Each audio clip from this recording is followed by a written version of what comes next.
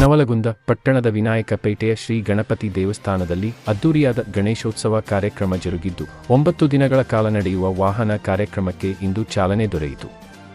ಕಾರ್ಯಕ್ರಮದ ಸಾನ್ನಿಧ್ಯವನ್ನು ಗವಿಮಠದ ಶ್ರೀ ಬಸವಲಿಂಗ ಮಹಾಸ್ವಾಮಿಗಳು ವಹಿಸಿ ವಾಹನ ಮೆರವಣಿಗೆಗೆ ಚಾಲನೆ ನೀಡಿದರು. ಮೊದಲನೇ ದಿನವಾದ ಇಂದು ಸಿಂಹ ವಾಹನ ಮೆರವಣಿಗೆ ನಡೆಯಿತು. ಇನ್ನು ನಗರದ ಗುರು ಹಿರಿಯರು ಪಂಜು ಹಿಡಿದು, ಮಹಿಳೆಯರು ಆರತಿ ಹಿಡಿದು ಮೆರವಣಿಗೆಯಲ್ಲಿ ಪಾಲ್ಗೊಂಡಿದ್ದರು. ವರದಿ ಧರ್ಮರಾಜ್ ಕುಳೇದ JSK ಕನ್ನಡ ನ್ಯೂಸ್ ನವಲಗುಂದ.